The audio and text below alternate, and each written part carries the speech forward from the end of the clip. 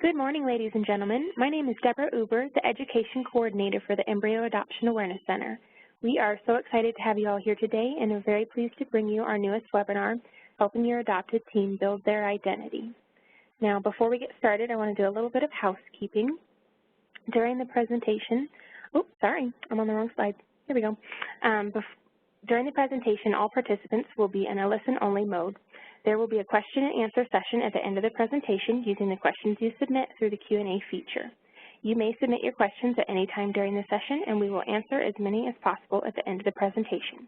To ask a question, simply click on the Q&A panel in the lower right-hand portion of the screen, type your question into the dialog box, and click the send button. If you happen to be in the full screen view, you can click on the question mark icon on the toolbar in the lower right-hand corner of the screen. This will open the Q&A panel on your screen only.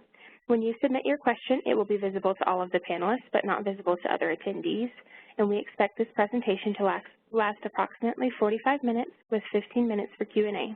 We will be distributing a copy of today's presentation and a comprehensive list of answers to all questions submitted today during the webinar, as well as some helpful resources that our presenter, Lori, has compiled on this topic. If you are experiencing any technical difficulties during the presentation, please contact WebEx Technical Support at 866-229-3239. And just as a reminder, the presentation is being recorded today. I'm going to introduce our presenter. And our presenter today is Ms. Lori Holden. Lori is an active blogger and the author of The Open-Hearted Way to Open Adoption, which is a great tool for both agencies and families. Lori also writes for the Huffington Post and is a regular columnist for the Denver Post MileHighMamas.com. Parenting Magazine calls her blog a must-read, and Adoptive Families Magazine has named her a top blogger. She's also an active reviewer for Path to Parenthood and is frequently called upon to be a guest for radio and television. More importantly, she is a fantastic mother to 2 children that were adopted as infants and are now 13 and 15. So we can easily say that she has plenty of experience on this topic. Lori has helped us with several fantastic webinars, and we are no less excited to have her here presenting for us again. So Lori, thank you for joining us. We really appreciate it, as always, and I will let you take over from here. Wonderful, Deborah. Thank you so much. And everyone who's tuned in, thank you for making this a priority in your morning. I'm really excited about what we're covering because I am living in the middle of it and because you're going to benefit from other people who have been through this. I want to start out by saying that this webinar is geared specifically towards embryo adoption situations, but it also has a lot in common with traditional adoptions, as well as third-party reproduction like donor egg and donor sperm. So no matter which of those reasons you're here for, you're going to get some new ideas.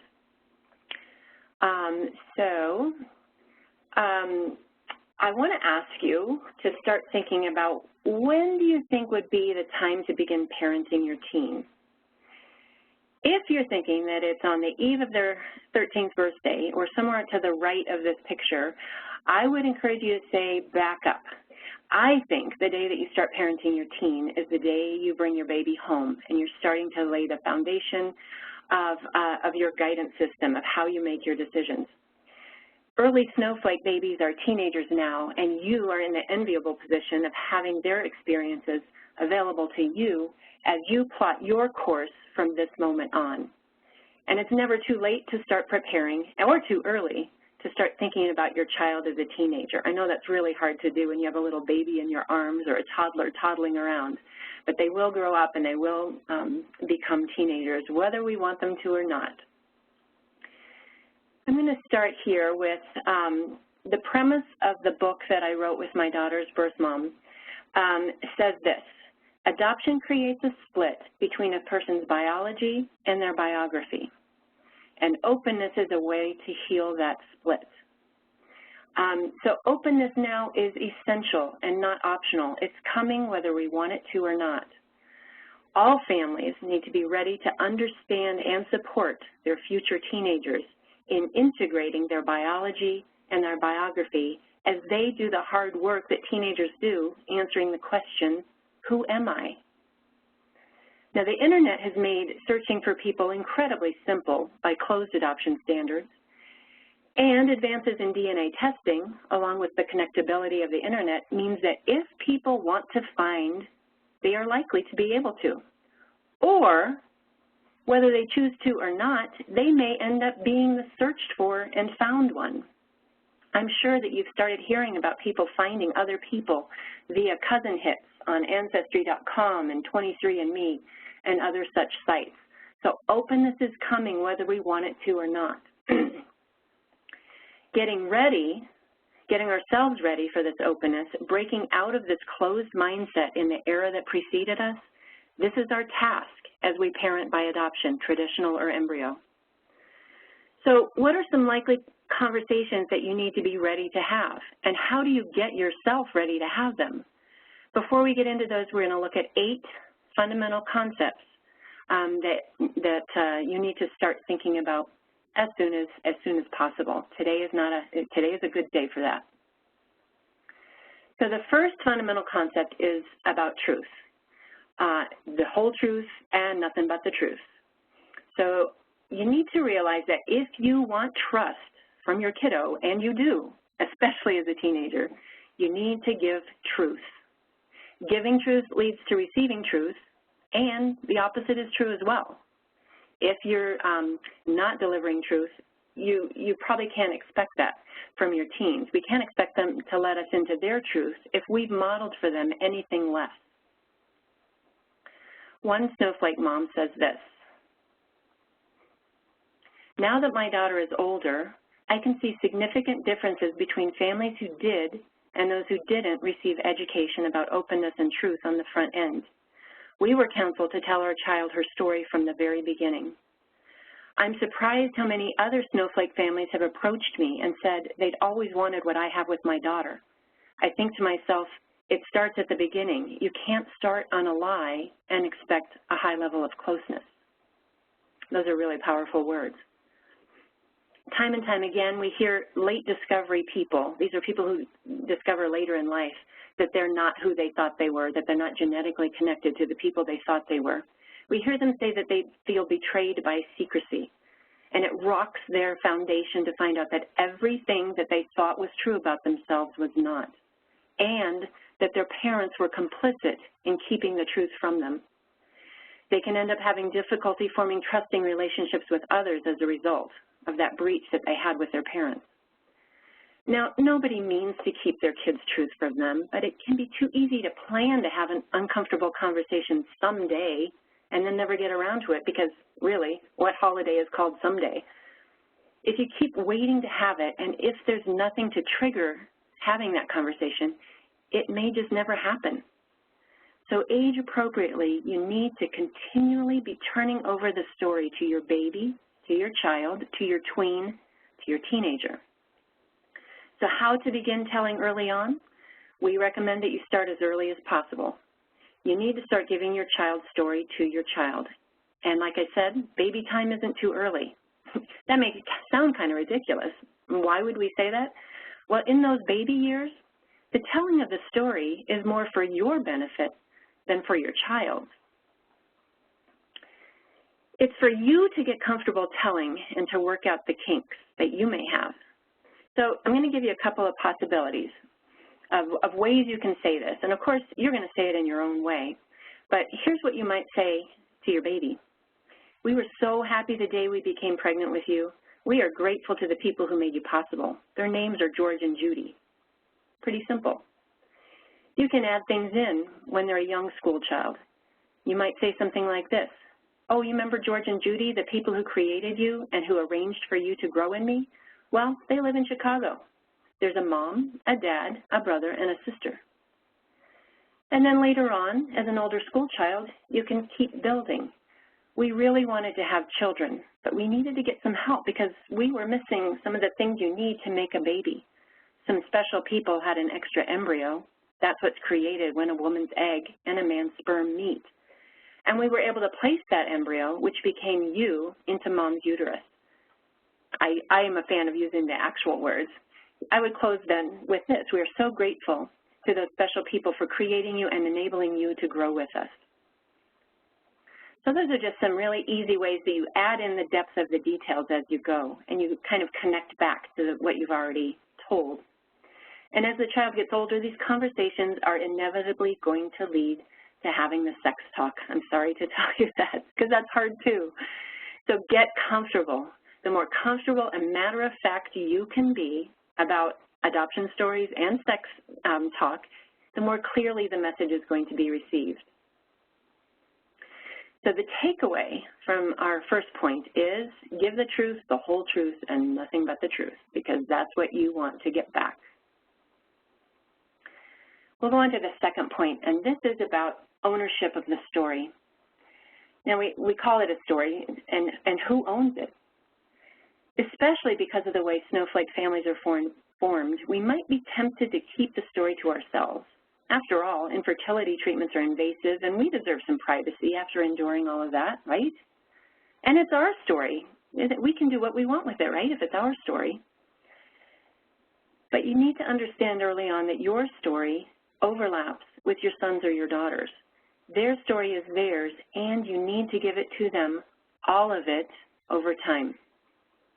We hear in the traditional adoption community that adoptive parents are afraid of the knowing, while the adopted person is afraid of the not knowing. So we really need to orient more on the child's needs rather than our fears. So the takeaway on this one is to make a plan to turn over the entire story by the start of adolescence. And you can see through the conversations I shared with you a minute ago that that's kind of the steps that you take as they cognitively grow. There's lots of ways that you can add in details as you know that they're ready to deal with them. So the third point, what gets in the way of us having these conversations? I'll tell you what it is. It's working through your own stuff. And what is that stuff? Well, a lot of it boils down to shame or insecurity about the lack of genetic connection. Sometimes we have feelings about this, and that's okay. It's perfectly understandable to want to claim your child as genetic. But to actually do so, well, that just would not be truthful. And in making the claim, you'd be denying what is true. I define openness as when we deal with what is, and the alternatives to that are to deal in fantasy or to not deal at all. And neither of those options serve our kiddos better than accepting what is. If a parent carries either shame or insecurity, which are completely understandable emotions, the most helpful course about those is to resolve those emotions, to examine them, bring them into the light, and work on letting them go. A lot of times just the examining helps do that. It's the keeping them down and hiding them. That's what keeps them from being resolved a lot of times.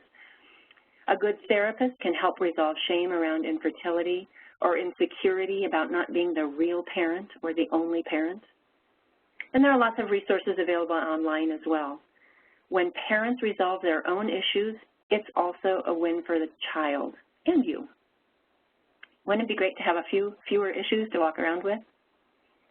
Another thing that can keep us from working through our own stuff is, and having these conversations, is coming from an either-or mindset. If you've read any of my writings or attended a previous webinar of mine, you know that I advocate for moving from an either-or mindset that comes from the closed adoption era toward a both-and heart set that kind of brings all those pieces together for the child. We're coming out of the age in which a child could have only one legitimate set of parents, and that's really good news for the child. Any extra parent in that old mindset had to be negated or denied, and that doesn't serve a snowflake child very well at all. An either-or mindset negates either the child's biology or his biography. The biology is the DNA that we're born with, and the biography is a life that's written by the people we call family. Both of those are a part of the child. We don't want to be negating or denying either of them. We want to be accepting and embracing both sides. A both-and heart set is one solution, and it's not that difficult to make the switch in yourself so that your child has that expansive space to do all of this processing. A third thing that gets in our way is completely understandable as well. Fear of not knowing what to say, not knowing the words, not knowing how to help the child process the news. But the Embryo Adoption Awareness Center is here to help. It has amassed a huge library of resources, adding in new information all the time. So besides this webinar, I encourage you to check out other offerings on the Embryo Adoption Awareness website and understand that the best delivery comes when we've resolved our own triggers in telling the story regarding shame, regarding insecurity, regarding the either or mindset, regarding confusion, anything like that. We work it through in ourselves. And make sure you understand that as time goes on, the news does not get easier and easier to deliver. It gets harder and harder to deliver and also to receive. So the takeaway here is resolve your own issues so that your child has the sense that there's nothing he can't share with you, nothing she can't wonder about in your presence, and no journey you won't accompany them on. Work on your own stuff. All right, let's go on to number 4. On the flip side of secrecy is privacy. We do need to deliver the entire story to the kiddo, but we're under no obligation to tell the other soccer moms or the dry cleaner, the barista, or those are maybe some things that I did in the early days when I was so excited and I had no filter. We protect their story and we offer it only with intention to those whom we want to know. And how do we know who we want to know it? Well, we pause and we ask ourselves so that we are being intentional with our disclosure. Here are 3 questions that you can ask yourself before you squeeze the toothpaste tube of the story. And I'm sure you can understand why I'm using the toothpaste metaphor, because once it's out, it doesn't go back in. So the first question to ask yourself is, does this person need to know? This answer could be yes for many reasons. It could also be no for many reasons. And the point isn't that a yes means you do this and a no means you do that. It means you just think it through. Second question, why are you wanting to tell? What's your motivation? Is it to help your child in some way? Or maybe it's to feel special yourself. That's a lot of times when I was coming from, when I was spilling to the barista. I'm not saying that either of those is good or bad. I'm saying again that the point is to think it through and examine your motivations.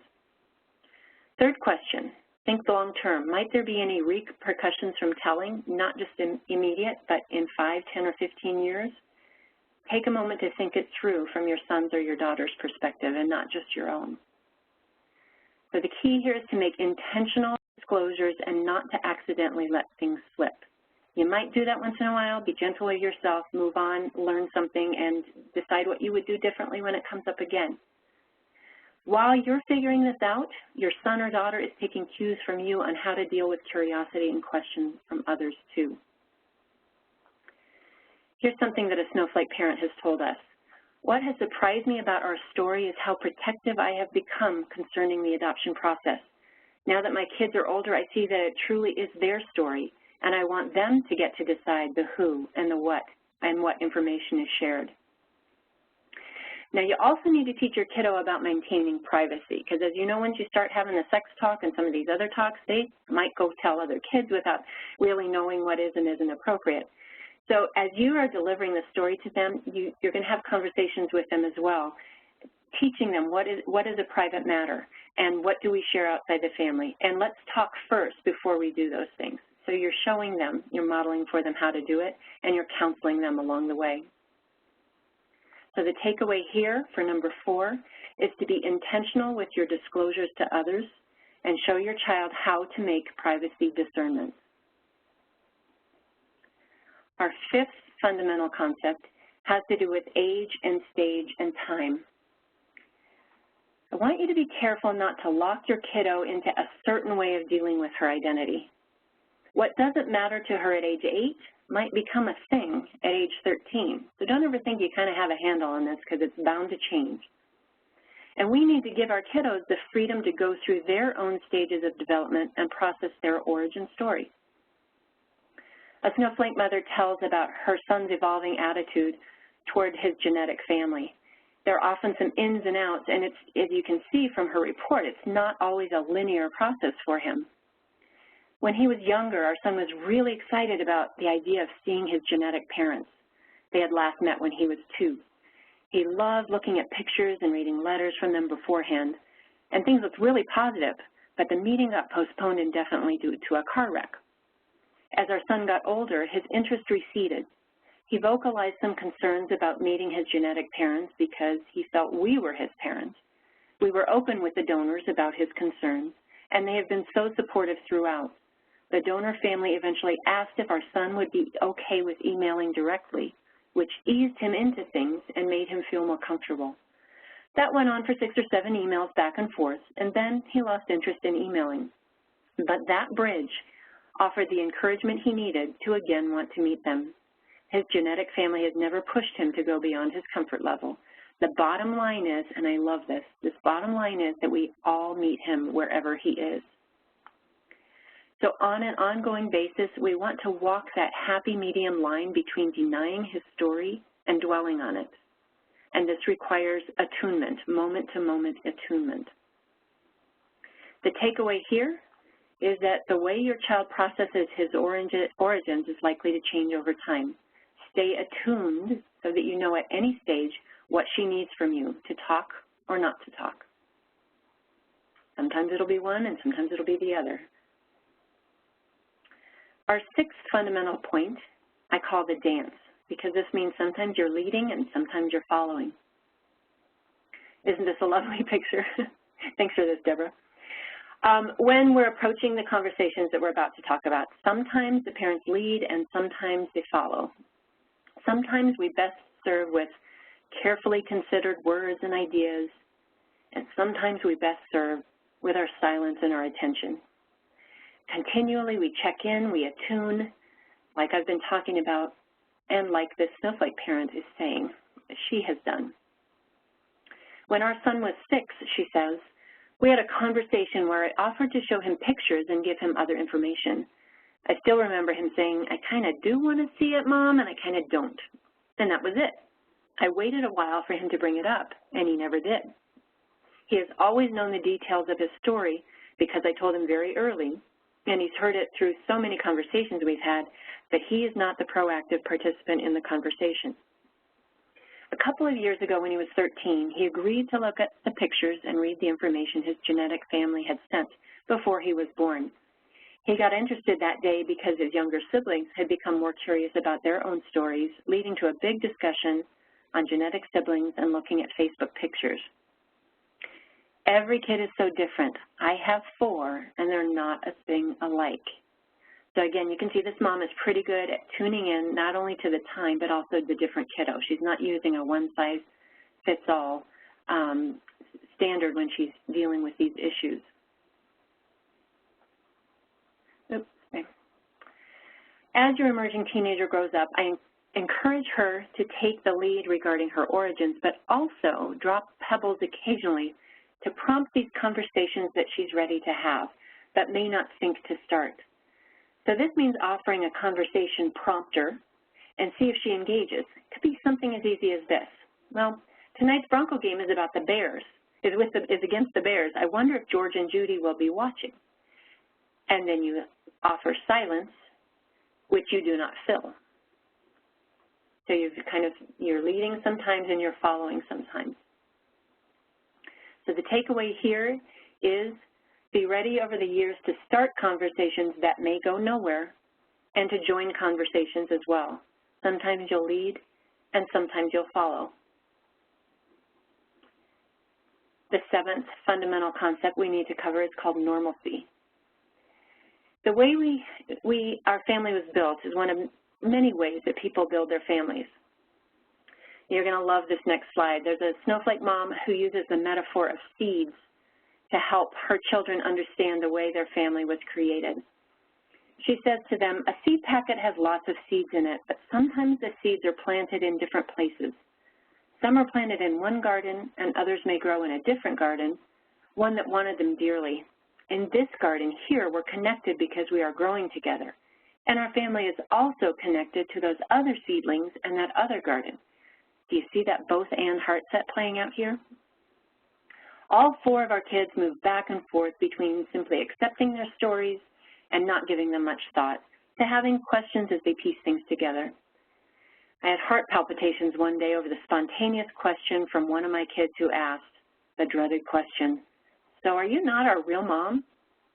but I took a deep breath, and I recognized the question was not a malicious one. It was a curious one, okay? This is attunement. And I was able to answer in an open and affirming way. We believe in telling the big picture story that the kids were always meant to land in our home, and it was a journey for all of us to end up in our garden together. I just really love that metaphor as a way to bring everything together. So the takeaway here is to neutralize any charge that you have about the way you became a family in order to best normalize it when talking with your children about it. So this kind of goes back to that other point we had about dealing with your own stuff, which this mother did on the spot when the question of being the real mom came up. All of this can be summed up by advice from a Snowflakes family who has 2 sets of twins, now tweens and teens. She says, every family created the environment to either allow safety and trust or kick them to the curb in family discussions regarding this, their kids' origins. And the kids will feel that environment from the start. When children know it's safe to ask these questions and families simply communicate how beautiful adoption is, they have no problems accepting it without shame. Of course, keeping in mind that their children's feelings about things will change over time, but reinforcing that no topic is off limits. We know that there is still a lot for our kids to piece together regarding their embryo adoptedness, but we help each of our kids get there individually and step by step. Our youngest is the most extroverted and has shown the most curiosity about her biological siblings. All 4 of them really appreciate having access to contact the donor for unique questions. I think that's well said. The last of our 8 fundamental concepts, it has to do with anonymity. We don't recommend that you move in the direction from open to closed, but we do realize that many have started somewhat closed and want to move toward openness. So what does it mean if, for example, you started out with an anonymous donor? Is all lost and should you just throw up your hands in despair now? No, that's not necessary, and here's why. Contact is only a piece of the equation, and it's not even the most important piece. It's a common mistake for people to confuse contact and openness, but really they're 2 very different things. I would bet that most of you, when you think of open adoption, have a construct in your head, something like this, a spectrum, where you have closed with no contact, maybe even no information on one side, and open, lots of contact, wide open on the other side. But if we're going to separate out openness and contact and deal with them separately, how we've always thought of this, let's pop this spectrum into a grid, and that's what this would look like. You can see that we're going to treat contact as on the horizontal axis, where you can have low or high, and we're going to look at openness or open-heartedness on the vertical axis, the height in here. And that gives us 4 quadrants on which we can figure out where we want to plot our parenting efforts. We'll take a quick tour through this. Box number 1, that's pretty easy to describe because that's typically what we think of in the closed adoption era. We have low contact and low openness. The kiddo, we were all kind of counseled, nobody will ever ask questions, we'll all just move on and pretend it didn't happen, and nobody will ever have any trouble. And if they do, we'll just push it down. That's box 1. Then we were told contact is really necessary, so let's move over to box 2. Let's have contact, but without actually working on openness. And openness I define as I told you, dealing with what is, but also openness is what we do within ourselves, and it's what we do between us and our child. Contact is what we do between us and the child's genetic parents. So in box 2, we might have this contact, but if we are also not aware of our own triggers and our own stuff, we are not going to be able to deal with our triggers when they come up, and we're not going to be able to help our kiddo be as effective helping our kiddos when they start having their own issues and wonderings too. We won't have that clear channel for them to come to us and feel like it's a safe place, because they might feel like get the message that they're dealing with our landmines. So let's flip that around and go to box 3. Here you find a lot of foster adoption situations, international adoption situations, anonymous donor situations, and this would be where there is no contact for whatever reason, but the parents here can still parent with high openness. a strong, clear channel between them and their kid. Stuff that comes up, it can be dealt with in the open. Box 4 would be like almost a merging of families where there is high contact, high openness. And I want to point out that box 4 is not better than box 3 because you don't always have control over the contact. So you can control the elevation on this grid, and that's what I'm suggesting you do. Choose box 3 or 4 over box 1 and 2 by cultivating that mindfulness within yourself about what's going on, and by cultivating an open channel between you and your kiddo when they come to you with stuff that they're going on. What this would mean about anonymity is that you give what you do know. You approach things openly, you're honest with yourself and your child, and as we said earlier, DNA testing is making all sorts of connections possible over time. So what is closed today may not always be closed in terms of contact or knowledge. So the takeaway on this one, on anonymity, is this. Even if it's not possible for you to have identifying information or contact with genetic donors, you can still parent with openness. I delivered a workshop to a group of Chinese parents through Chinese adoption, and some of them were openly weeping to hear this message that they can still have openness even if they can't have contact. So I hope that does bring you some relief if you're dealing with an anonymous situation. So then let's talk a little bit about two of the most fearsome questions that parents may quake in their boots over. And you may notice that we have not spent, actually, I'm sorry, I'm going to go into some consequences here first. As I've said, closedness versus openness. Closedness is where we live in denial of what is, and openness is where we live in acceptance of what is. So as you're raising your child from day one or day to day, if you have a closedness mindset, your child is likely to get the message, this message. If my story is so bad we can't even talk about it, what does that say about me? If you choose to parent with more of this openness, dealing with what is, your child is getting the message, my parents and I can talk about the hard topics. Which would you prefer? I've got, let's see. I'm a little stuck here. Here we go. All right. Consequences of closedness. Your child may get the idea that I'm walking through this tough journey alone. I'm afraid to let my parents in. They can't handle it because they've got their own landmines. You can't hide the fact that you have landmines. You can deal with the fact that you have landmines, but if you can't hide it from them.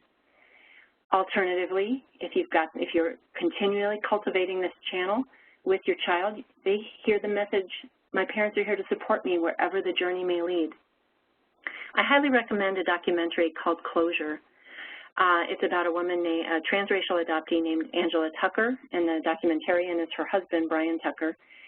And this young woman in her 20s decided to search for her birth family who lived in the Southeast. And at this point in time, she decided to make the trek from the Pacific Northwest to go see what she could find about them and maybe even meet them. And then the magical thing about this movie is that her parents and some of her siblings get in the van with her to go across the country.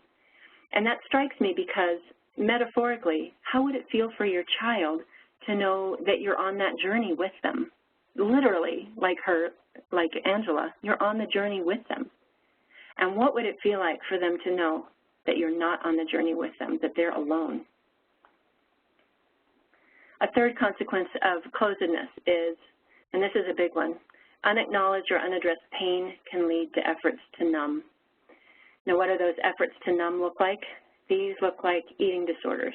These look like substance abuse. These look like self-harm. These look like suicide attempts.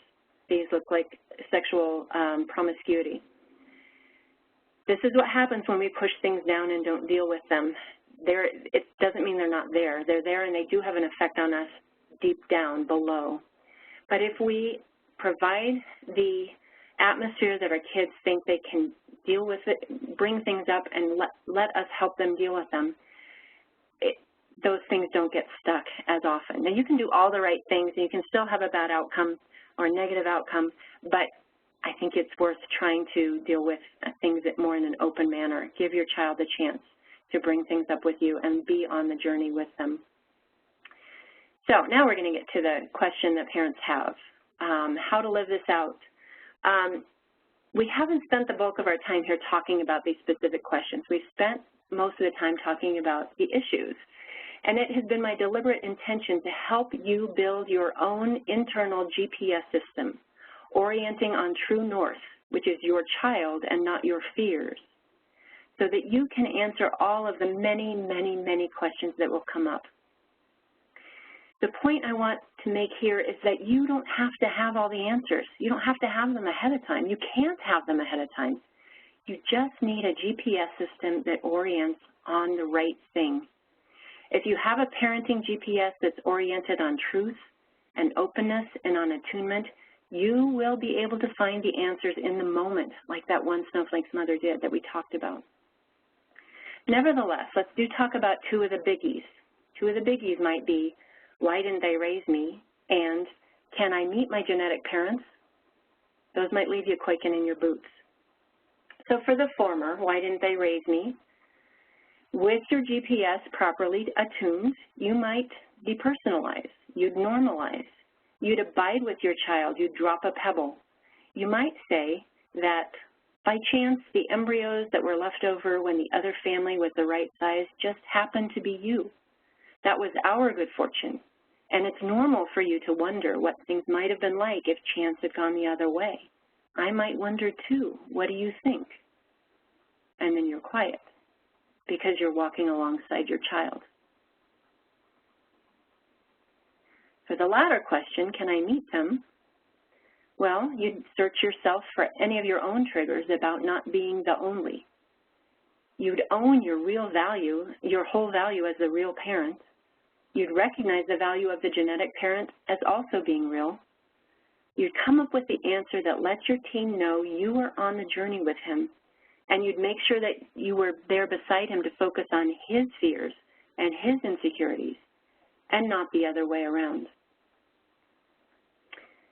So there they are, 8 things you need to know to answer the 2 most fearsome questions you may face from your adopted teen.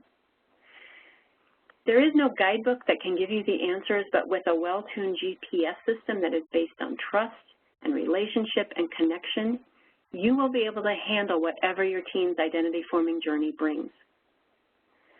Now, there's a lot of resources, and we're going to, as Deborah said, we're going to be sending those out to you. And so on each of these points, there's going to be more ways for you to explore.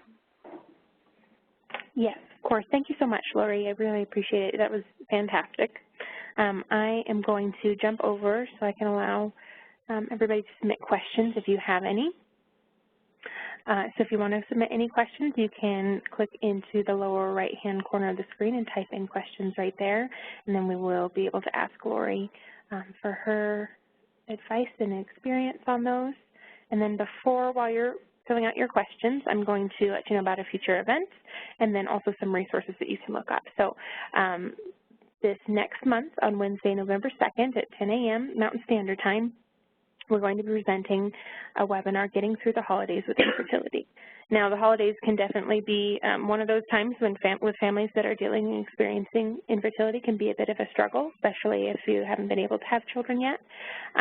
Then this can be something that can be difficult, and so we're going to be focusing on that time of the year and helping families get tools and just really be able to find ways to get through it in a very just a good way, make sure it's a good experience and not have as many struggles.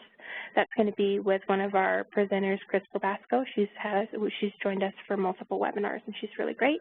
And then a tool that you can look into would be our magazine, Pathway to Family. And this magazine has a focus on adoption, on open adoption and embryo adoption specifically.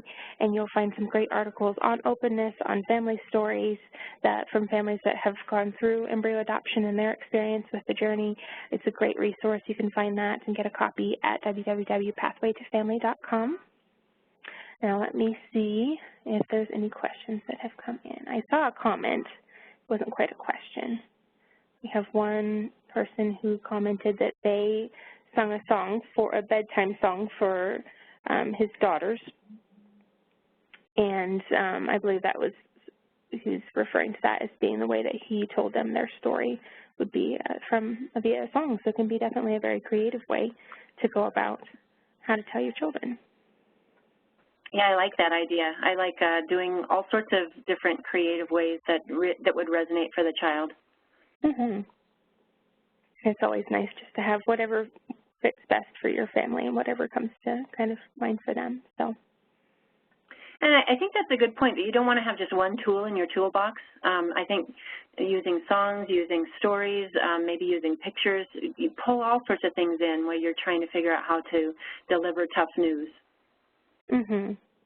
Absolutely. Okay, here's a question that came in. Let me read through it first. If a child is typically reticent to discuss items just in her nature, is there any way, or should we try to open up discussion points? She is a traditional adoption, not embryo adoption, but a little bit reluctant to talk.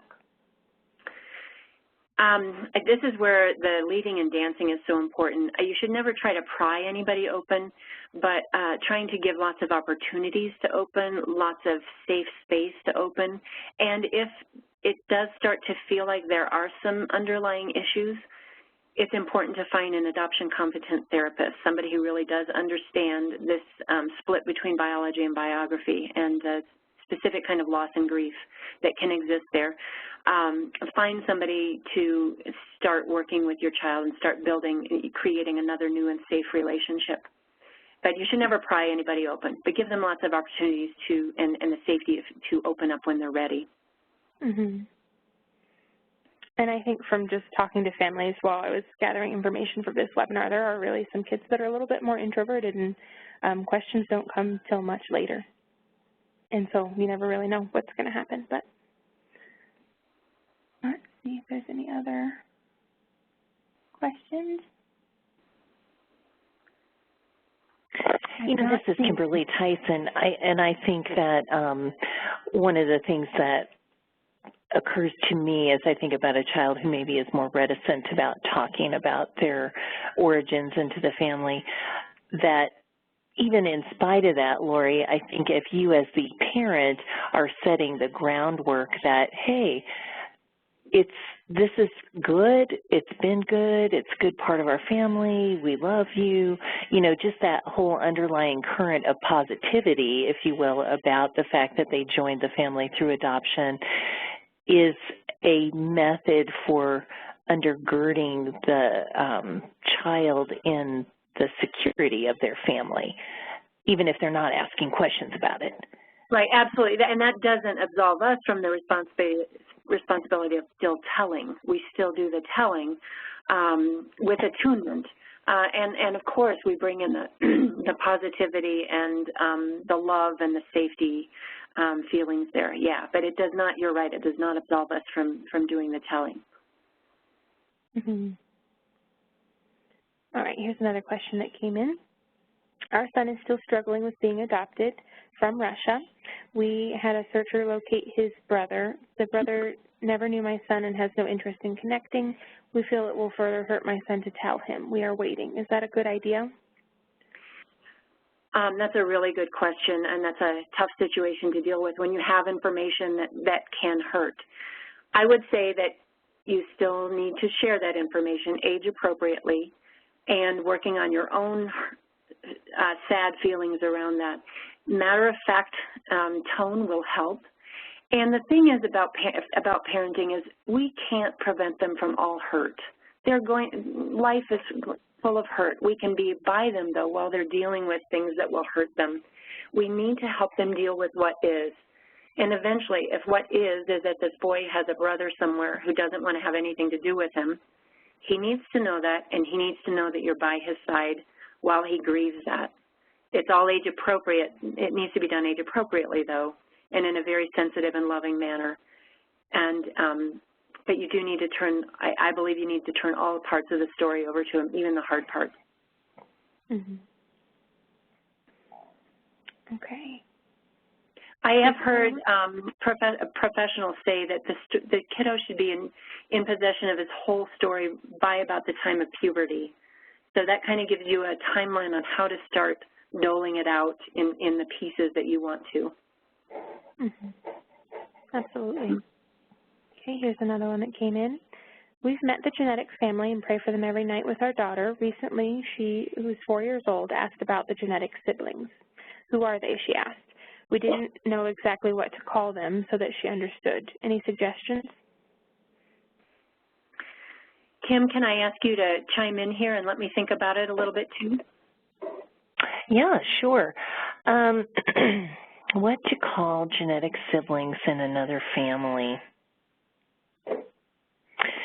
Well, you know, we have several matched families who are very open with one another and vacation together and just are very interactive with one another.